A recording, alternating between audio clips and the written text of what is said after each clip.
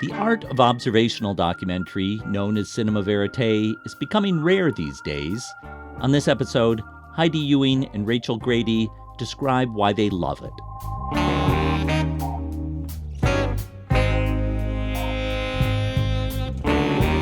I'm Tom Powers, and this is Pure Nonfiction. Heidi Ewing and Rachel Grady have been making documentaries for over 20 years. Their preferred method is to embed themselves inside an environment and capture what happens. In Jesus Camp, they profiled a Christian fundamentalist program for children that was nominated for an Academy Award. In 12th and Delaware, they immersed themselves in a Florida abortion clinic and the anti-abortion clinic across the street. In One of Us, they followed 3 Hasidic Jews who face ostracism when they try to leave their ultra-religious community. Their new film, Folktales, is set in Norway at a folk high school. It's a one-year program that teens usually enter between high school and college. They get paired with sled dogs and learn outdoor survival skills.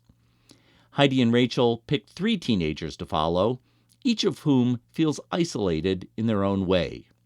They're coping with the transition to adulthood and being the first generation to do it in the modern world, where so-called social media has detrimental effects on being social. The film is now playing in theaters, and its Arctic backdrop is a perfect way to mentally escape the summer heat. Folktales premiered at the Sundance Film Festival and impressed me as one of the most lyrical works in this year's lineup. In the backdrop of Norway, Heidi and Rachel are attentive to themes of Norse mythology and the goddesses of fate called the Norns. According to legend, the Norns guard the world tree and weave the threads of fate like a knitter with her yarn. The film has a recurring motif of red yarn that we discuss. I sat down with Heidi and Rachel in front of a live audience in Montclair, New Jersey, where Pure Nonfiction has co-hosted several screenings this summer. If you'd ever like to join us in person, keep tabs on Montclair Film that hosts year-round programs as well as its annual festival in October. As our conversation began, I observed that Heidi and Rachel have largely focused on American subjects in their films. I wanted to know what took them to Norway. Heidi goes first. Well, in some ways, this is a full circle moment for us. The very first film we made was The Boys of Baraka. Not in the U.S. That's right. And it was about a group of 12-year-old boys from inner city Baltimore, at-risk boys. I don't know if they still use that term. But these kids had never been off their block, and they went to an experimental boarding school in rural Kenya, East Africa.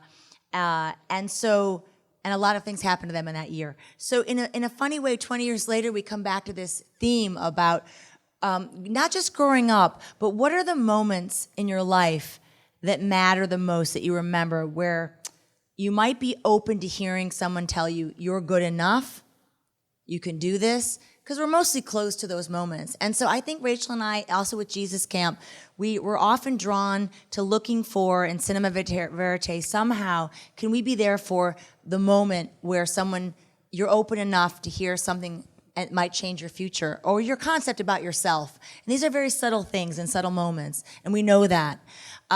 We weren't looking to do a film abroad or of any type. I was reading a autobiography of a American dog sledder named Blair Braverman called Welcome to the Goddamn Ice Cube. I should have known right there not to make the movie by the title. And in the book, she goes to a folk high school when she was 17. And it changed her life. It was a dog sledding. I didn't know what a folk high school was. I said, Rachel, have you ever heard of this thing? No.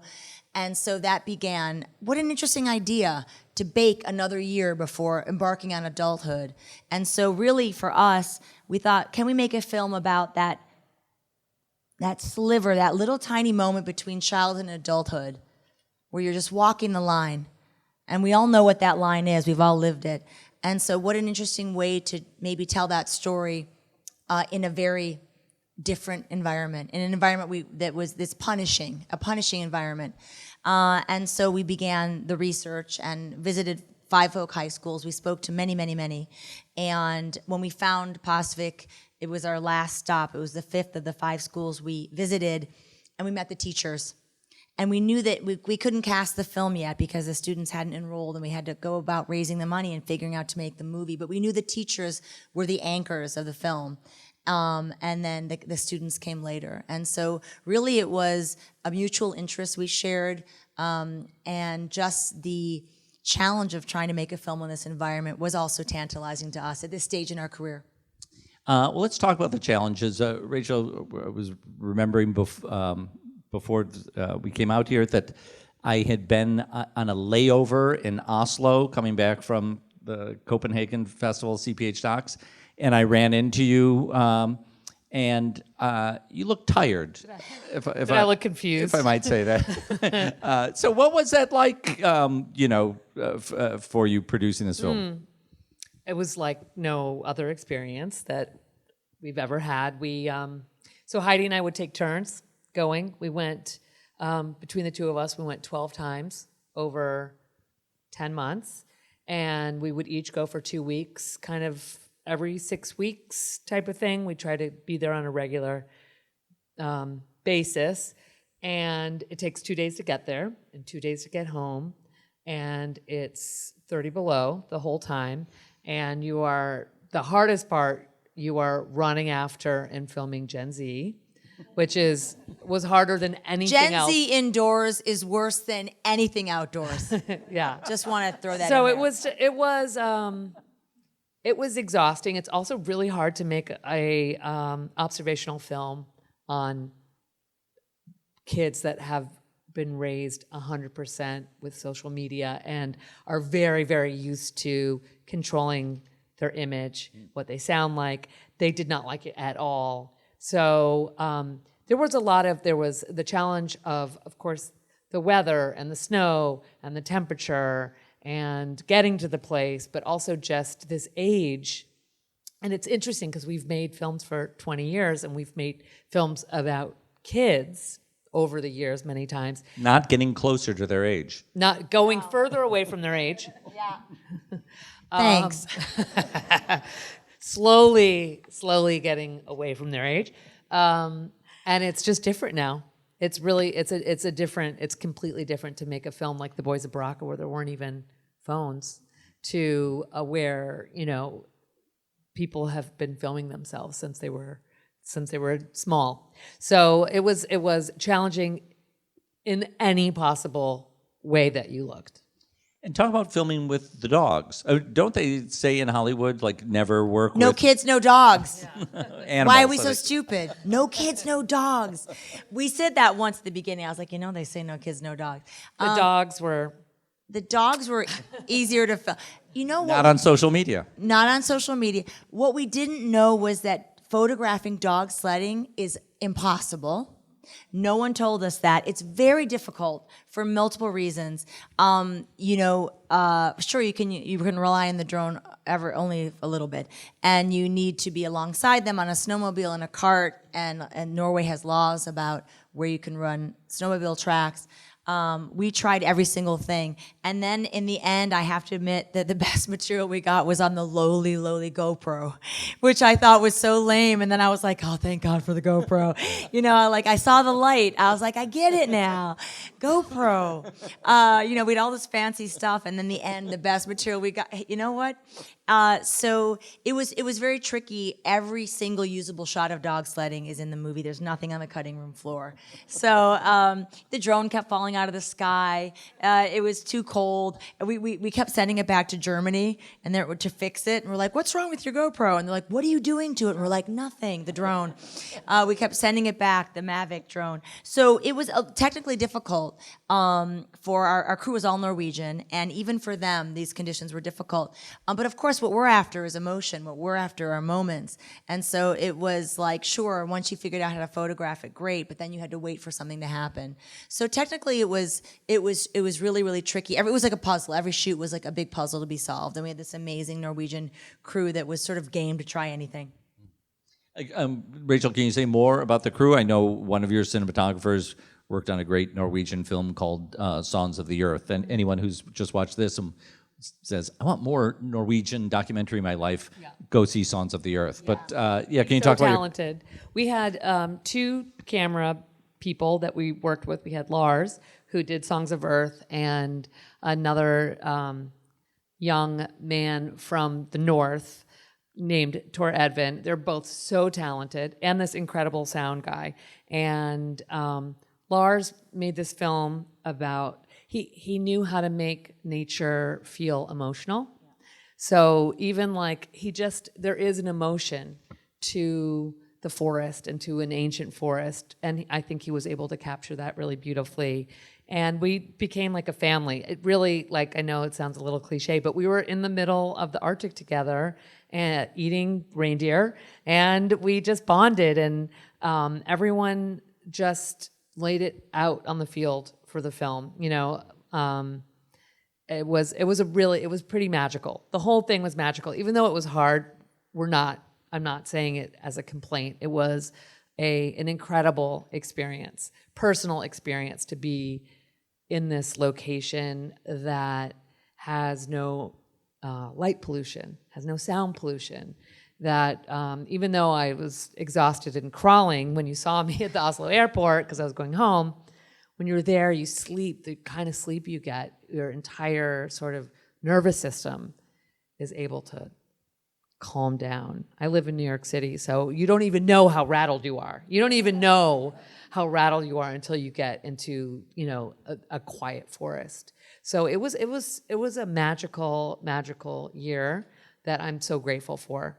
And I'm hoping that we are able to sort of, what we were hoping the whole time is that we could give that magic over into a movie and hope that people just at least for 100 minutes could feel what it feels like to be in this really special place. Can you talk about weaving the Norse mythology into this story? Yeah, it came pretty naturally. It didn't come late. It wasn't like we built it in the edit. We came up with the idea pretty early. Norse mythology seems alive and well. People refer to it. They talk about it. It's not some sort of foreign concept. A lot of the dogs in the dog yard were named after the Norse gods. There's funny references to the students make. And we ran across the tree. Yggdrasil, the tree of life, the tree you see multiple times in the movie. We ran across a tree in November, and we were so stunned by it. I called it Guillermo del Toro's tree, a tree Guillermo del Toro would have loved. We hadn't seen anything like it before, and it's not made out of AI. No, it's real, and she's still standing. She's still standing. We check on it often. The teachers go check for us, and something about it, Norse all mythology, talks about the challenges, the search for knowledge, the foolish things we do. They're always rites of passage. It just fits so nicely into the folk high school concept. The fates at the bottom of the tree, and who's in charge of your destiny. Is it just fate? Do you have any control of your destiny? Which are the questions, of course, that these students are asking themselves quietly. We're all asking ourselves. So we decided to play around with it. We got a ball of yarn, and we went to the tree. And a lot of yarn. We went to the tree, and we all gave ourselves permission. If it doesn't work, we won't use it. It was like you got to be with a crew. You've got to be open-spirited, and it's trial and failure, we call it. And we did a lot of that. And we said, I think we're onto something. And then, of course, Iselin, the teacher, would speak about Norse mythology in the context of wisdom, and that's a speech that she gives at the end. And so we just decided to just try it out, and we filmed it enough, and it was one of those things where we would go to rough cut screenings. We'd ask friends to give us, feedback, and strangers, and they kept saying, it's not working, but keep trying. That myth thing you're doing, it's not there yet, but please don't give it up. It was like we were getting encouragement over the time, and finally we landed on the balance that you see there. But we did it because we wanted to not just elevate the film in a cinematic way, but we felt like there was like a greater meaning, a universality happening about being a human being. And we thought that maybe pulling away from the kids now and then into this ancient mystic concept would behoove the movie, and what you see is how we landed on it. It's the origin story of all of us, which is coming of age, and it keeps happening, and it happens your whole life. But that's like the first time it happens, is when you're around that age, where you're in between past, present, future. You're in between the past and the present almost. You're in that, it's just that weird sliver of time. And but I do think that it's something that we are always we keep reinventing ourselves. We keep coming of age, even the whole time. Hopefully don't stop. Even now. Throughout your career, observational documentary has been a core of it, going back to the Boys of Baraka and Jesus Camp and so forth. There's a lot of filmmakers who begin their career as observational documentary filmmakers, and then they grow up. and then they do an archival film or an interview-driven film, which has a different advantages to it. You can schedule your interviews. You can call in your archival. You don't have to be on the scene waiting to find out, if the kid who you've been following and then dropped out of school is going to come back to the school. Right. Like the what you're practicing in this film leaves a lot to chance. And I want to ask you about the dedication that you have after all these years to still keep making films this way. It's so fun. Inefficient. It's inefficient, but it's exciting. It's fun. It's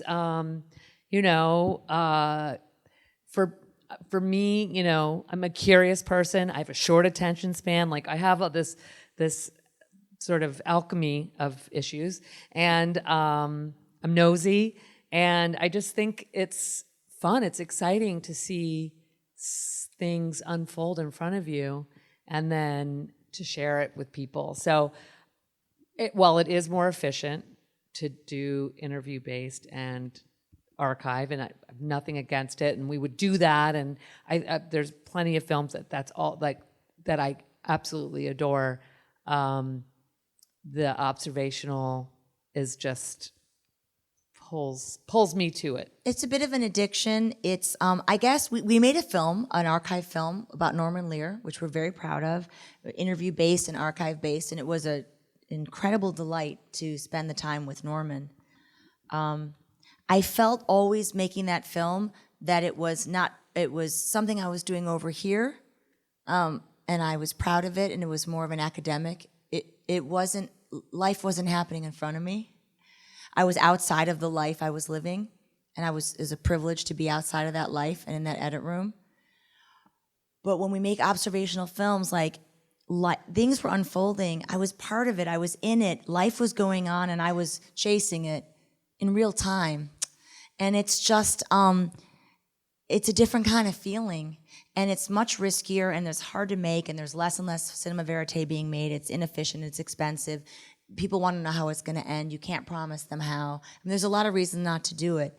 But something about the vigor with which you pursue, the vigor I feel as a human being while making an observational film, when things are going to happen if I'm there or if I'm not there. I can book George Clooney to talk about Norman Lear, and he can do it in a week, 2 weeks, he can do it in 3 weeks. If I don't go back to the school, if I'm not in Pasvik, I'm not going to know if Roman ever makes a friend. I could maybe be there if he ever makes a friend. It's just too tantalizing. And there's a lot of room for error and failure, as we all know. But I don't know, I think on a personal level, it's either like being along for a ride or having more control over. It's just a different vibe, and I think that we're both very used to and maybe addicted to and loving being part of a thing that's happening, unfolding in real time. And who knows how long one will be able to do it. We know that we're in a collapsing moment for documentary film, and that's just a fact. So it's going to be harder and harder to make this type of film. So even not knowing the collapse was coming, just being in the snow, I feel like every shoot I was like, what a privilege that I'm here and he may or may not make a fire. And we're gonna be the only ones who know. You know? That's it, the fucking fire. And I was like, we're gonna stay out here until he makes it. You know what I mean? So there's something about that that's lively. Yeah. Rachel, can you talk more about what it means to, be with these young people and to kind of keep a distance, if that's the right description, while they're making their own mistakes, you're human, you're there, you are an adult who might be able to give them some advice along the way. So what's that relationship like? Well, it's funny you should ask, because typically it's more of a conflict, what you're describing, especially if it's a kid, and they're about to make a mistake and you're like, oh, I want to tell them and let me see if I can change this direction a little bit. But honestly, we were struggling so hard to get through every shoot. I was like, every man for themselves. Sorry. Good luck. Put Good your luck, mittens kid. on. Don't put your mittens on. Good luck. I'm not going to freeze right now. I was just trying to get through every day. Leave it to the teachers about the mittens, because there is, you see them struggling, or you see like someone get humiliated, and you do, of course, feel for them in that moment. But I was like, we're all in this together, man. Like we did something really hard, just like they were doing something really hard, which was bonding, But actually, Rachel, tell the truth. Okay, when they did the polar plunge, she did it. Yeah, I did. She did it. I was a hard pass. I got tape. She got tape to prove it. She did the plunge. I got busy charging batteries. And, so there were things that also we did alongside yes, I had the to kids. prove myself in that little moment. Yeah. To myself. And they still give me shit for not doing it. I was like, I'm a grown-ass woman from New York. I do not do polar plunges. An audience member asked the directors how they chose to focus on 3 students. We had a few spares. We had a few extras. We were pretty dedicated to these 3 from the beginning, which is a bit dangerous. But the thing with these 3, there was 50 students there, and some students were just doing a gap year in between college. There's some American students there. There's British, but these 3 really articulated that they wanted something to be different at the end. They were looking for something to change. Obviously, in cinema verite, they want to change. Will they change? And they were so vulnerable and so transparent and open. How many 17-year-old or 18-year-old kids say to you, I don't have any friends, I'm annoying? Like, they were so open with the issues that they were dealing with, it was disarming. And so we really kind of fell for these 3 early. And of course, Roman is a total introvert. And there's a reason there are no introverts in documentary films, because they don't have to be in it. And he was someone that sort of came kind of late, and we met him once we got to campus. And there was something about him that was just, you were rooting for him. We were all rooting for him. We never knew he would find a friend with Bjorn Tor, but they just all seemed the most generous with their time and with they were just the most honest, and they had the farthest way to go. So we stuck with those 3. A 9-year-old boy asked us in Nantucket yesterday why we didn't just follow one. And we said, well, if it was a scripted film, we would build the whole thing around Hege. And she would encounter these people, and we'd be able to control it in a fiction movie. But in documentary, you have to hedge your bets and follow multiples, and then you get a full picture. So that's what we did. Another audience member asked if the directors could explain more about the visual motif of red yarn. Well, the fates weave, and they are, the Norse fates are called Norns, and they weave, and as they're weaving, they're making decisions. They're making decisions about your life, what direction you're going to go into, and this is the mythology. So we kind of went with the weaving concept, and plus in Norway everyone knits. There's knitting everywhere, and Iselin, the teacher, is an incredible knitter, and she knits all the time. And one day I was like, Iselin's a Norn. She is literally knitting people's destiny. So we were just kind of leaned into some of the things we were seeing and the themes that were coming out naturally, and that was really the inspiration. It was a myth that exists that Heidi and I kind of put a layer of our own interpretation of what that would look like in this place. In the final question from the audience, the directors were asked if the film's look at adolescence caused them to reflect on their own teenage years. I became extremely grateful that I was a tomboy. And that my sister was on the pom-pom team, and she was much more, had all the social pressures, and I was like, climbing trees and hanging out with my dog, and, and so I think I avoided you couldn't be avoided today. It was a different era. The social pressures and the bullying and the body image stuff that is so strong. I don't know how I would have done that at this time now.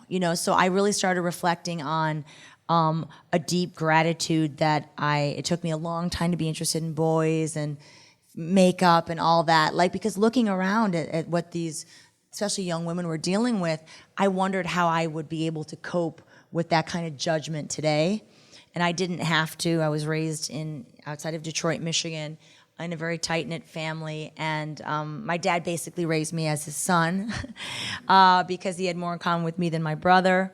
And so I started to become grateful that I was able to sort of evade the beauty standards that I saw that these young women have to deal with. So that was my reflection. I don't know about you. I always think about my adolescence, and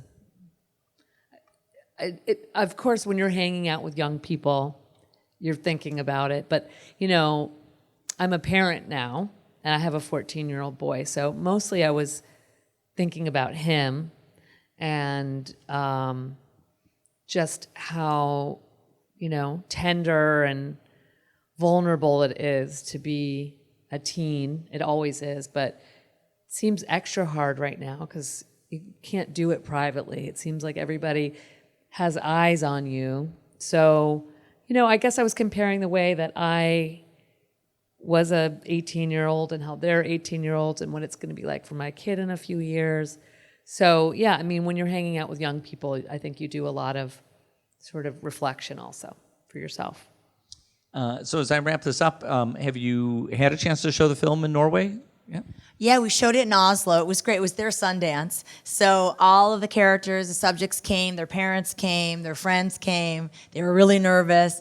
And what's really interesting, I don't think she'd mind if I tell it. Iselin, the woman teacher, is from a very Christian, conservative town in the South. And her parents do not understand her life choices or her lifestyle. And they do not visit the school and do not know what she does for a living, nor have they taken an interest in it. So watching Iselin, who's like the most powerful teacher, change lives, and watching her mother come to see the movie, and her sister and her childhood friends sit in Oslo and watch people be emotionally moved by how she's affecting and changing lives.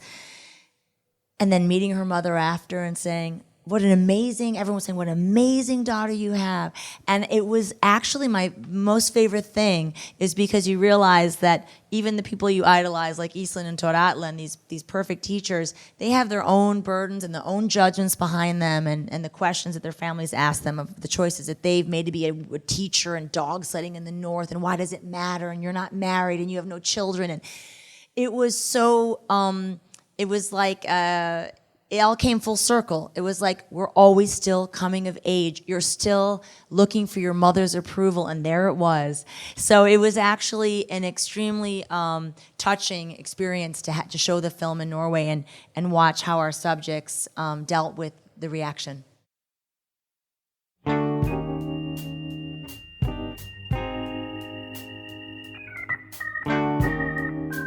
I want to thank Heidi Ewing and Rachel Grady for joining me.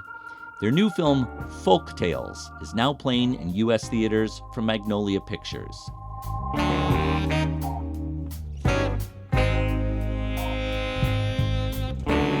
Thanks to the team at Montclair Film, led by artistic director Tom Hall. Mark your calendars for the Montclair Film Festival on October 17th to the 26th.